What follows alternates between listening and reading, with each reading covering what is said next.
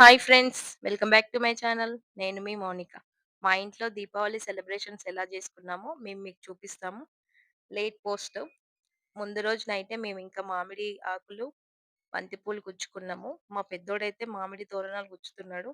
మా చిన్నోడైతే వాటికి తొడిమెలు కట్ చేస్తున్నాడు. మనము బంతిపూలలో అక్కడక్కడ మామిడాకు పెట్టడం కోసం వాడు తొడిమెలు కట్ చేస్తున్నాడు. ఇది మా ఇంటి ముందు ముగ్గు. మేము గుచ్చిన పూలని మా హస్బెండ్ అయితే డెకోర్ చేస్తున్నారు. మామిడి ఆకులు, అలాగే బంతి పూలతోనే మనకి పండగ వాతావరణం కనిపిస్తుంది. ఇంకా పూజ గది డోర్‌కి, మెయిన్ డోర్‌కయితే పెట్టేసుకున్నాము. మనకి పండగంటేనే మామిడాకులు, బంతిపూలు. అలాగే మా ప్రసాదం వచ్చేసి పూరి, గవ్వలు, సేమియా. అమ్మవారికి స్వీట్ అంటే చాలా ఇష్టము. అలాగే పండగ నాడు పెంక పెట్టాలి. కళాయి పెట్టాలి. అది మంచిది.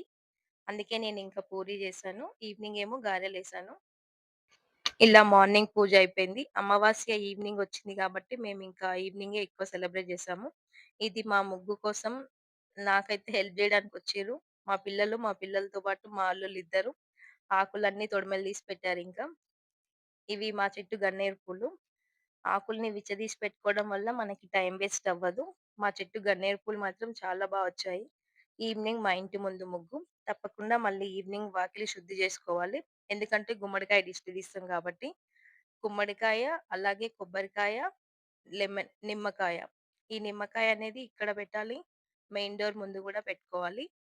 ఇలా అయిపోయిన తర్వాత ఎవ్రీ ఇయర్ మేము దివాళీకి తప్పకుండా ఇంటికి గుమ్మడికాయ కొత్తది కట్టేస్తాము. అలాగే దిష్టి గుమ్మడికాయ కొడతాము.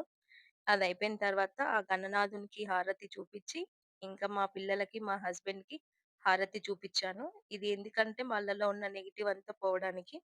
ఇంకా వీళ్ళిద్దరు నాకు హెల్ప్ చేస్తున్నారు. నాకు సర్కిల్ కావాలంటే వాళ్ళలా కుస్తీ పడుతున్నారు.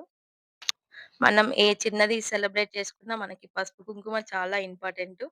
అలాగే నేనీసారి ఇలా ట్రై చేశాను. ఎవ్రీ ఇయర్ పక్కా దివాళీకి మాత్రం కంపల్సరీ ఫ్లవర్స్‌తో ముగ్గుతో గాని డెకరేషన్ చేసుకుంటానింకా.